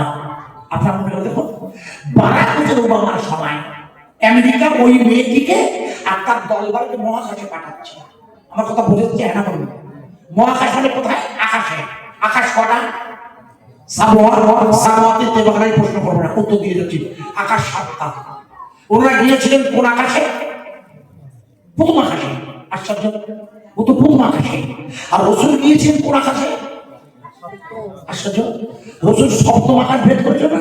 তাই সপ্তম আকাশ ভেদ করে জিবরিল আমিন যেখানে যেতে পারে না, রাসূল সেখান থেকে রাফরাফে চেপে আরশে আজিমে গেলেন না?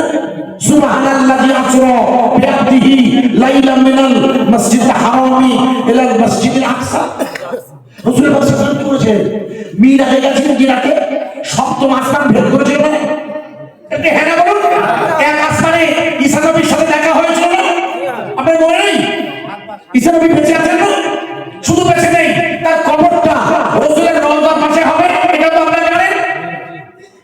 জায়গা ফাঁকা রাখা আছে রাসূলের রওজা মুবারকের পাশে, ঈসা নবীর কবরের জায়গা ফাঁকা, জানেন না? আল্লাহু আকবার, আল্লাহু আকবার। রাসূল যে জায়গায় ঘুমাবে ও ঘরটা কার? ওটা আয়েশা সিদ্দিকার ঘর। কার ঘর? জানেন না? আর রাসূল যখন ইন্তেকাল করছে উনি তখন আয়েশার ঘরে, অন্য মায়ের ওনাকে আয়েশার ঘরে ঢুকিয়ে দিলেন। আয়েশার ঘরে রাসূল জিজ্ঞেস করলেন, আয়েশা আমি যদি পর্দা নেই তুমি আমাকে কোথায় কবর দেবে? বলে হুজুর কেন আপনার জায়গা করে না? এটা আমার জায়গা নয়, এটা তোমার দিয়েছি আমি, তোমার জায়গা। বলে হুজুর শরীয়তের মসলা হলো নবীরা যেখানে মারা যায় সেখানে তার কবর হয়। হুজুর বললেন, আয়েশা আমাকে যদি তুমি এখানে কবর দাও, এই ঘরটা যে আপনার 4টে কবর হতে পারে আনুমানিক, তা আমাকে যদি দাও তারপরে তুমি আর কাকে দেবে এখানে? বলে কেন আব্বা? আমার আব্বাকে দেবো হুজুর, আমার আব্বা আবু বকর সিদ্দিক। রাসূল খুশি হলেন, বলে বাহ, যেখানে রাসূলুল্লাহ সেখানে আবু বকর সিদ্দিকের আপনারা দিয়ে দেন হোক। হুজুর বললেন, তুমি আমাকে আর একটা জায়গা দেবে? বলে ইয়া রাসূলুল্লাহ আপনাকে তো দুটো দিয়েছি, আপনি আবার একটা চাচ্ছেন কেন? বলে আমার আর একটা দরকার। আয়েশা মনে করলেন আমার অন্য কোনো বুবুকে দেবে বোধ হয়। হুজুর বলেন, না, আমার ভাই ঈসার জন্য জায়গাটা রাখছি। কথা হলো মালিককে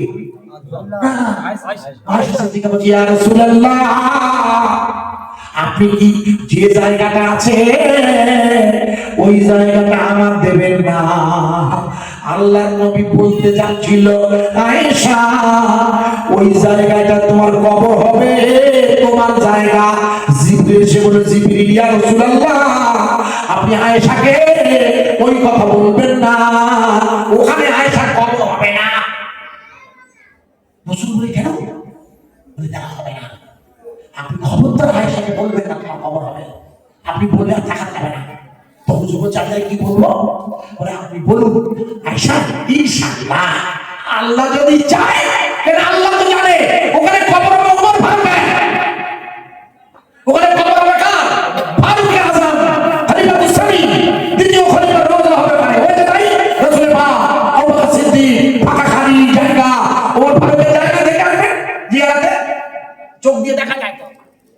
মদিনা শরীফে বাবু সালামকে দিয়ে ঢুকে না, হুজুর রওজায় ওখানে থেকে চোখ করা আছে, দেখবেন ভাই আল্লাহর নবী যার জন্য টাকা রেখেছে সেই ইসাআতুল্লাহ আসমানে হুজুর গোটা আসমান ফের করলেন, আর শনিবার আলী আর তার দল শুধু মহাকাশ ভেদ করবে, প্রথম আসমানে যাবে।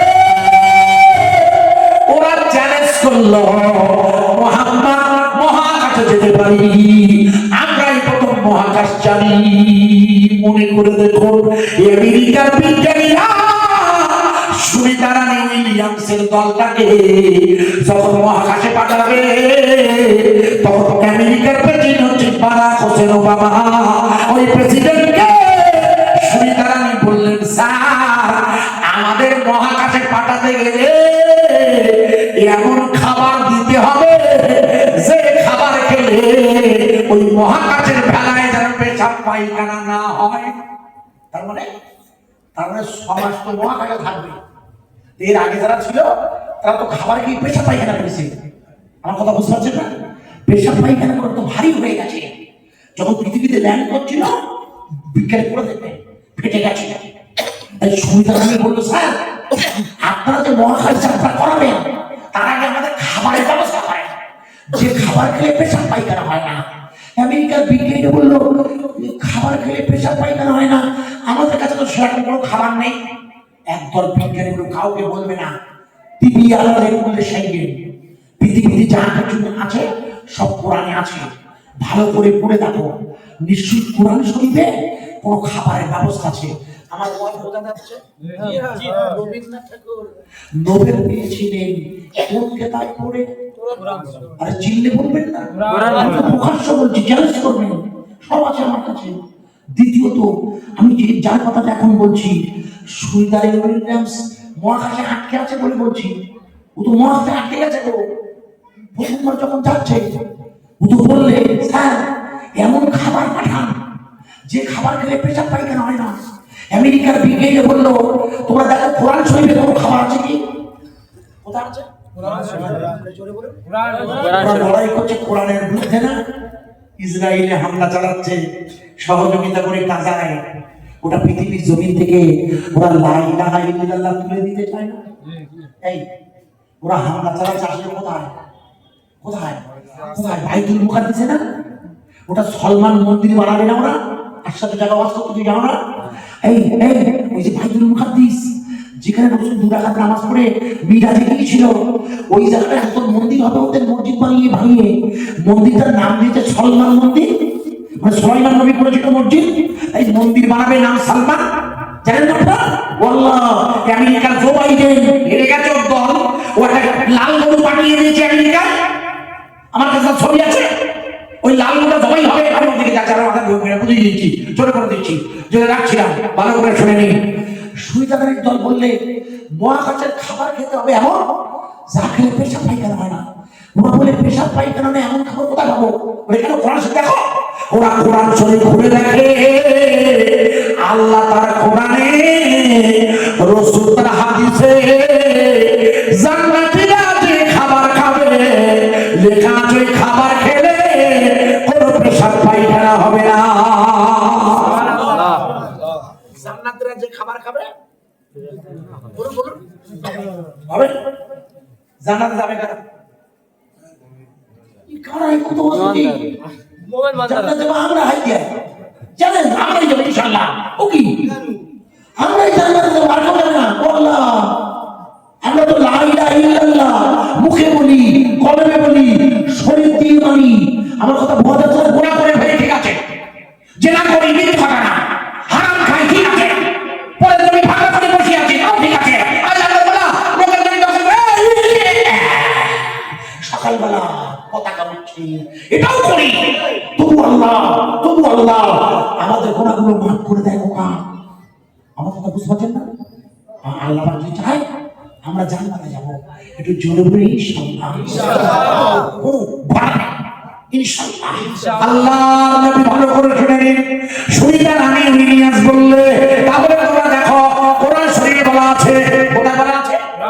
কি বলা আছে? কি জান্নাতীরা যে খাবার খাবে, কি খাবার? এই আবার জান্নাতীরা কি খাবার খায় বলে? দেখেন যেটা যাবে সেখানে খাবারটা যায় না। জান্নাতীদের এক নম্বর খাবার হলো মাছের কলিজা।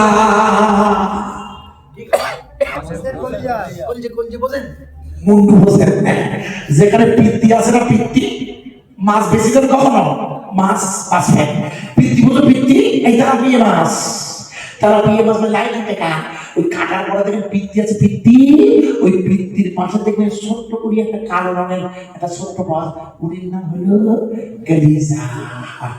আমেরিকার বিজ্ঞানে বললো এই তো কলিজা পাওয়া যাচ্ছে যে মাছের বড় ছোট না, ট্যাংরা মাছের পিত্তি কটক, পার্শে মাছের আরো ছোট, বেলি মাছের আরো ছোট, কি ফেরা বলে তা তো বড় মুশকিল। শুধু কি এই পিত্তি দিয়ে অর্থাৎ এই মাছ এটা দিয়ে চলবে? বলে দাঁড়াও না, দেখি না কোরআন শরীফে আর কিছু আছে কিনা। জান্নাতীরা কি খাবে? জান্নাতীরা কুল খাবে, কুল। কি খাবে? কুল। আই ছোটবেলায় কুল খেয়েছেন? কি কুল? টকু কুল। আর ছোট ছোট টকু, মাটি গাড়ি টকু কুল খেয়েছেন, আর নারকেলের কুল না। এখন আপনার কি কুল খান? এই বড় এখন আমরা আপেল কুল খাই, আপেল কুল। আশ্চর্য, কুল হচ্ছে জান্নাতের খাবার। আমার আল্লাহ দেখলেন আমার আইতে যদি ওই ছোট কুল দেয়, ও জান্নাতে খাবে না, তাই দুনিয়া থেকে জান্নাতের খাবার খাইয়ে নেবে আল্লাহ, তা না হলে জান্নাতে কাঁঠাল দেবে, কেউ চেনেন না, খাবে। আরে বাবা, আই ফলে বাজারে দেখবা, ফলে তোমাদের সফেদার মতো নতুন একটা ফল হয়েছে, লম্বা রং দেখবি, গায়ে কাটা কাটা, আমরা কিনতে চাই না নতুন বলি, ঠিক বলছি না? আরে বাবা, বাজারে যাবে নতুন হাতে ফলের দোকানে দেখবে সফেদার মতন গাঢ় রং, কিন্তু ফলটা লম্বা, আর একটু লম্বা পশম, তার দামও বেশি ঢোকা, ওটা কিনতে চাই না, কিন্তু ভেঙে দেখবে সফেদার মতো নরম, সুন্দর খেতে। এগুলো আল্লাহ নতুন নতুন প্রোডাক্ট বাজারে পাঠাচ্ছে এখন, আল্লাহ জানে আমার বান্দারা খাবে। জান্নাতে গিয়ে তো ওসব দেখি খাতে যাবে না, যদি না দেখা থাকে আগের থেকে। কথা বোঝা যাচ্ছে কি? এই যে কুল, রুম্মান, খেজুর, আমেরিকার বিজ্ঞানীরা বললে সব ঠিক আছে, কিন্তু মাছের কলিজাটা বড্ড ছোট হয়ে যাচ্ছে। কোরআন শরীফে আল্লাহ কোন মাছের কথা বলেছে কিনা দেখো। বিজ্ঞানীরা কোরআন খুলে দেখে, মনে করে দেখুন, যে মসজিদটা ভেঙে আমেরিকা মন্দির বানাতে চায়, ওই মসজিদটা তিনি বানিয়েছিলেন, ওর নাম হচ্ছে নবী সুলাইমান আলাইহিস সালাতু ওয়াস সালাম। উনি জিনেদের দ্বারা পাথর বইয়ে নিয়ে ওই মসজিদ বানিয়েছিল, ঠিক না? ওই মসজিদের পাথর বইয়েছিল কারা? চিল্লে বলুন, জেনেরা না? আর যখন পাথর বই যাচ্ছে তখন হুজুর লাঠিতে ভর দিয়ে দাঁড়িয়ে আছে, সুলাইমান নবী মারা গেছে না? এই দিয়া নবী কিন্তু মারা গেছে, খোকা জেনেরা জানে না। জানলো কবে? ওই লাঠিটা উই পোকা খেয়ে মাটিতে পড়িয়েছে, সবে সেই মাটিতে পড়িয়েছে সুলাইমান নবীর লাশ। ওরা দৌড়ে গেছে, এই নবী মারা গেছে যে, ভালো করে হাত দিয়ে দেখে গায়ে ধুলো বাড়ি হয়ে যা, এই কবে মারা গেছে, কবে মারা গেছে তা আমরা জানি। আমরা যদি জানতে পারতাম এই খাটনি কেউ খাটে, তার মানে জেনেরাও জানে না। ইদানি বিভিন্ন মুসলিমরা জেনের দ্বারা জানছে, ইদানি জানছে, জানবানি হয়েছে ইদানি। শরীয়তে নিষেধ, ভুল বুঝবেন না। সুলাইমান নবী মারা গেছে, জেনেরা জানতে পারলি মসজিদ করতে খোকা, আর আল্লাহ বলে দেবে আপনার সেই কোণে হারাই গেছে, তাই দেখ খুঁজে দেবে, পাগলা কিছু মনে করবে না। নবী সুলাইমান আলাইহিস সালাতু ওয়াস সালাম যে মসজিদ বানিয়েছে, যেটা ওরা ভেঙে ফেলবে খোকা, তোমাকে জিজ্ঞেস করছি, বলো যে জায়গায় মসজিদটা আছে বর্তমানে ওর নাম কি? তোমার ভাই, বর্তমান জায়গাটার নাম ফিলিস্তিন। কি নাম? জোরে বল। আগে কি নাম ছিল? না আমার বলো, মানে আমাদের মারবে না বলছি। আগে ছিল না শাম আর সিরিয়া। ইস, ওখানে হাদিস বল। বাজে ওয়াসাইদি করে না। আল্লাহর নবীর মা ভুলে যাবে না বল। আল্লাহর নবীর মা আমিনাতুল জোহরা বর্ণনা করেছে, যেদিন আমার বেটা হয়েছে আমি দেখলাম আমার বেটা যেন নূরের আলো, ওই নূরের আলোতে আমি পৃথিবীর দুটো জায়গা দেখতে পেয়েছিলাম। প্রথম যে জায়গা দেখলাম সেটা হলো রোম সম্রাটের দরবার। জোরে বলবেন না? কোথায় দেখেছিলেন? রোম সম্রাটের দরবার। সেটা কোথায়? সেটা কোথায় জানেন? সেটা কোন জায়গায়? মক্কা থেকে 25,000 কিলোমিটার। মক্কা থেকে 25,000 কিলোমিটার দূরে রোমের সম্রাটের দরবার দেখছেন মা আমিনাতুল জোহরা। আর 2 নম্বর দেখছেন মা আমিনাতুল জোহরা বর্ণনা করছে, আমি ওই নূরের আলো শাম আর সিরিয়া দেখছি। ওই সেদিনকার শাম আর সিরিয়া আজকের ফিলিস্তিন, যেখানে লড়াই হচ্ছে লা ইলাহা ইল্লাল্লাহ কালেমা পড়নেওয়ালা তিনি তবলিগি জিহাদিরা, যারা হামাস নামে ঈমানের কলেমাওয়ালা একটি সংগঠন 1 বছরের বেশি সময় ধরে ওই আমেরিকার মতো শক্তিশালীর বিরুদ্ধে এরা লড়াইটা টিকে আছে না নেই? আরে হ্যাঁ না বলুন। এই পর্যন্ত আমার কাছে লেখা। লিখুন, এই পর্যন্ত লিখে নেন, এই পর্যন্ত ফিলিস্তিনের যুদ্ধে মুখস্থ করেন, এই পর্যন্ত ফিলিস্তিনের যুদ্ধে মুখস্থ করে নেন। 43,000 নারী, শিশু আর বৃদ্ধাকে ওরা মেরে দিয়েছে আমেরিকার সহযোগী ইসরায়েল। লিখুন, আমেরিকার টাইমস অফ ইন্ডিয়া লিখেছে, আমেরিকার টাইমস, ভারতের আমেরিকার টাইমস পত্রিকা লিখে দিয়েছে, ইন্ডিয়ার টাইমস অফ ইন্ডিয়া ছেপে দিয়েছে এই পর্যন্ত ইসরায়েলের সাথে হামাসের লড়াইতে 50,000 ইহুদি আর খ্রিস্টান ঈমানের কলেমা পড়ে মুসলমান হয়ে গেছে। নারায়ে তাকবীর, নারায়ে তাকবীর। আপনারা লিখে নেন, ওরা মেরেছে 43,000, ঈমান এনেছে 50,000 মুখস্থ করেন। ভালো করে লিখে নেন, তথ্যগুলো বলে যাচ্ছি। লিখে নেন, আমেরিকার পিউ সেন্টার, মুখস্থ করেন নাম, আমেরিকার পিউ সেন্টার লিখে দিয়েছি 2000, মুখস্থ করেন 2050 সালে আমেরিকা হাজার চেষ্টা করলেও পৃথিবীর জমিনে লা ইলাহা ইল্লাল্লাহর কলেমা বলার সাথে পারবে না। 2050 সালে খ্রিস্টানদের হারিয়ে দিয়ে মুসলমানেরা 1 নম্বর হয়ে যাবে। নারায়ে তাকবীর, নারায়ে তাকবীর। ঈমানের কালেমার দাওয়াত চলবে না, বন্ধ হবে। চিল্লে বল। আরো জোরে। জমিনের মালিককে, রুজি রোজগারের মালিককে এখানে বসিয়ে রেখেছে কে? ইবাদত হবে কার? কুরআন চলবে না, বন্ধ হবে। ভালো করে শুনে নিন, 2070 সাল, আমার তখন বেঁচে থাকার সম্ভাবনা নেই। 2070 সাল মানে সম্ভাবনা খুব কম। আপনারা লিখে রাখুন, আমেরিকার পিউ সেন্টার লিখে দিয়েছে 2070 সালে এই পৃথিবীতে ইন্দোনেশিয়াকে হারিয়ে দিয়ে সবচেয়ে বেশি মুসলমানের সংখ্যা হবে ভারতে। একবার জোরে বলা যাবে না? আরো জোরে বলতে পারবেন? আরেকটু জোরে বলা যাবে না?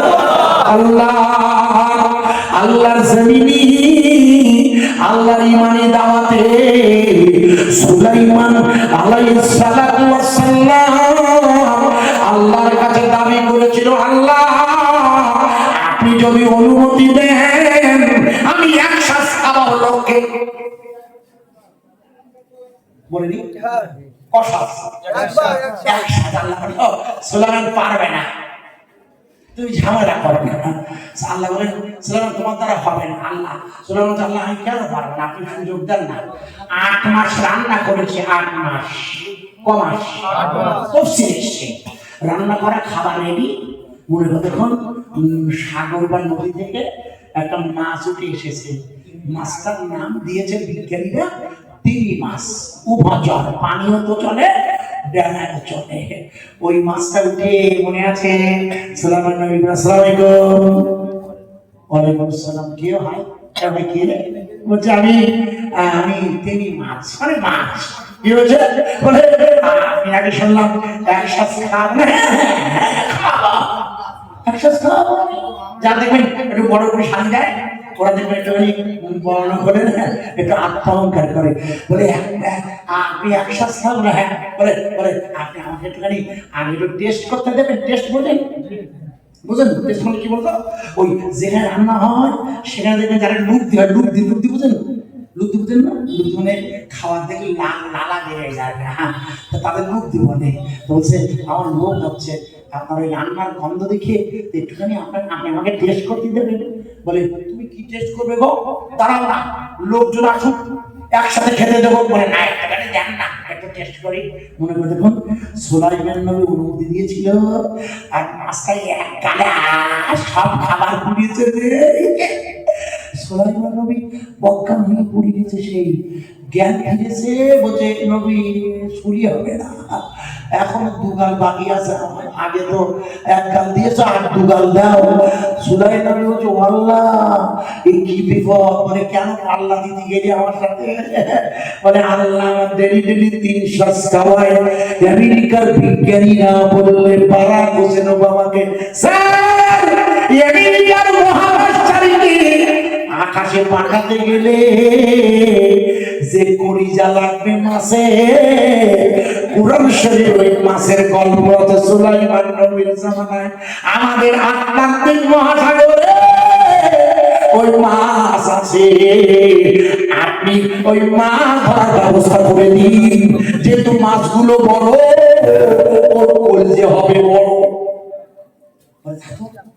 আপনারা জানেন তো ওই মাছ ধরা নিষেধ, তিমি মাছ আর জানেন না? তিমি মাছ নিষেধ, যেমন খোকা ইলিশ, খোকা ইলিশ বলে ছোট ইলিশ ধরা নিষেধ, কিন্তু বাজারে পাওয়া যায়। চুরি করে ধরে তো বললো বিল পাস করলো, 100 মাছ ধরা হয়েছে বড় বড়, 10 কুইন্টাল 30 কুইন্টাল ওজন, ওদের কলিজা এরকম বড় বড়। সেই মাছগুলোকে সব কেটিয়ে ওই কলিজা শুকিয়ে বিস্কুট বানিয়ে, ভালো করে শুনবেন, আমেরিকা মহাকাশ বিজ্ঞানীদের কাছে দিয়ে দিল।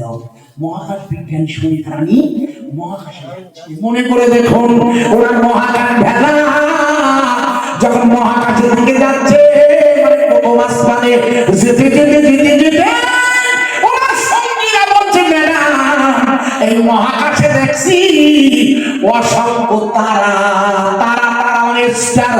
আর রহমান আল্লামাল কুরআন খলাকাল ইনসান আল্লামাহুল বায়ান আশ-শামসু ওয়াল কমারু বিহুসবানিহি ওয়ান নাজমু ওয়াশ-শাজারু ইয়াসজুদান। অসংখ্য তারা মহাকাশে ভাসছে। সুনিতা রানীকে বললেন ম্যাডাম আপনি যদি অনুমতি দেন তাহলে আমরা ওই মহাকাশের তারাটা দেখবো। তারা ওই অসংখ্য তারা ভাসছে, আপনিও দেখুন। ওর মধ্যে দুটো তারা ভারী সুন্দর আলো দিতেছে। সুনিতা রানী বললেন ওই তারার দিকে নজর দাও। আমেরিকার বিজ্ঞানীরা মহাকাশের প্রথম তারাটা দেখছে। মনে করে দেখুন ওই তারাটা দেখতে গিয়ে অবাক হয়ে দেখে ওই তারার ভিতর দিয়ে ওরা দেখতে পেলে আল্লাহ কাবার ছবি। কাবা কাবা কাবা কাবা কাবা কাবা কাবা কাবা আছে মক্কা, আর কাবা খানি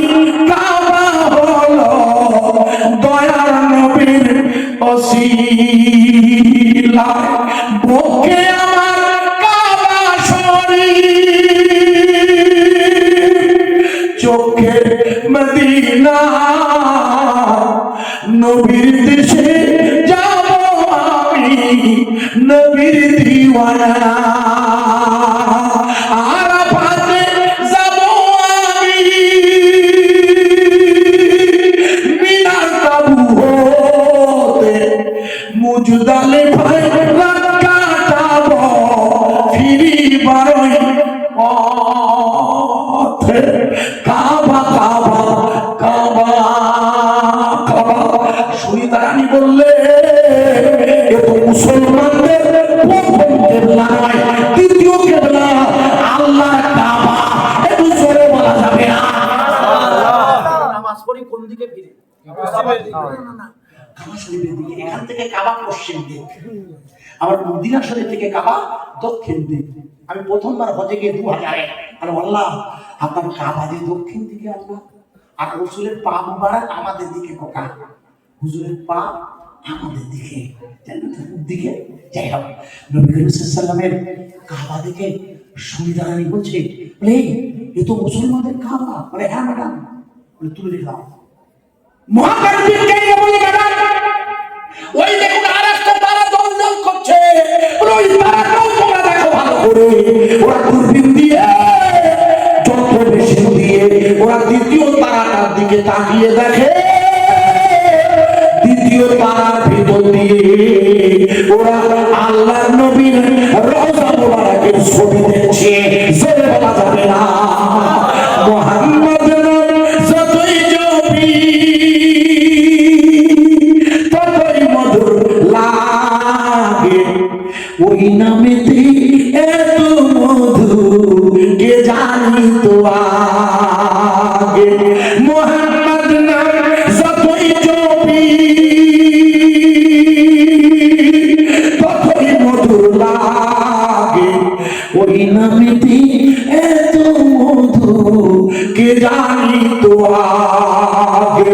আরব দেশে খোরমা মিষ্টি, আরো মিষ্টি বেদানা, তার যে অধিক মিষ্টি আমার নবীর মুখখানা। এমন নবী কোথায় পাবে? আয় তোমরা বলো না, নবী আছে মদিনায়, কবে যাবো জানি না। সুনিতা রানী ওই জড়বিক্ষণ যন্ত্র দিয়ে মহাকাশের দ্বিতীয় তারার ভিতরে আল্লাহ নবীর রওজা মোবারকের ছবি দেখলে বলে এই ছবিটা রেখে দাও, মনে করে দেখো 6 মাস পরে সুনিতা রানীরা যখন মহাকাশ ভেলায় চেপে ফিরে এসেছে আমেরিকা, উনি ওনার স্বামী উইলিয়ামসকে সাথে নিয়ে সোজা এসেছিল ভারতবর্ষের গুজরাটে।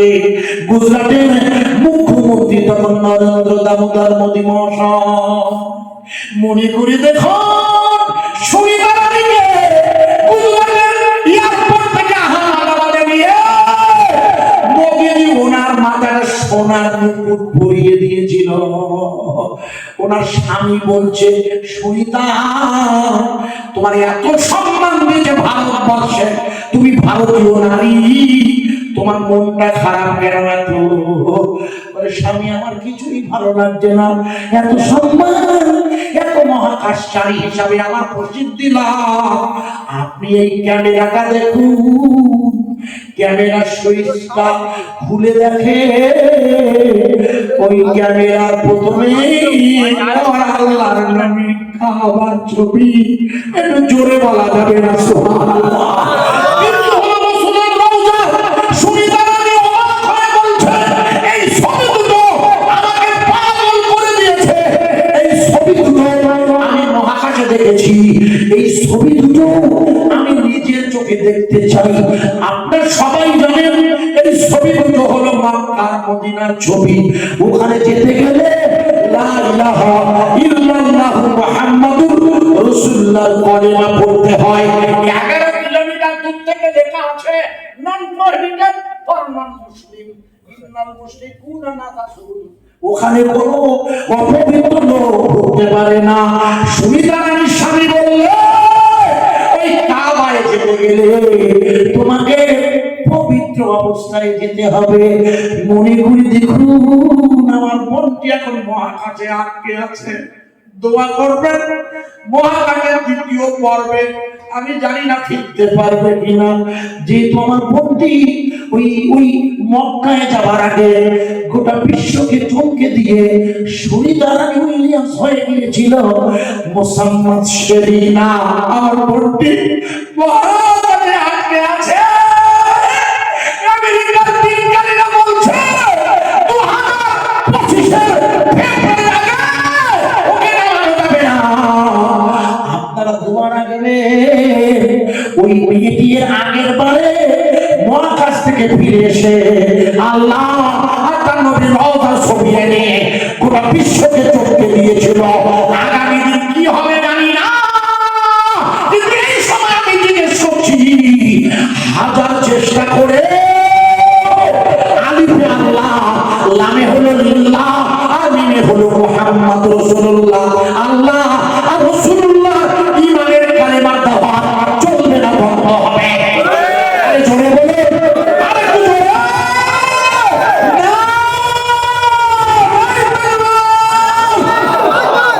দেখতে দেখতে অনেক রাত হয়ে গেছে। যাওয়ার আগে কর্তৃপক্ষের ভাষায় মহাশয় আমাকে বলেছিলেন পিছনে আগে ছিলেন এসে এমনি 5 একেবারে ঘড়িদের 7, কারণ যেহেতু আমার আগে মাওলানা খায়রুজ্জামান সাহেব আপনাদের কাছে হাত পেতেছেন মাদ্রাসার দিনই কাজ। আমি যদিও খুব ভালো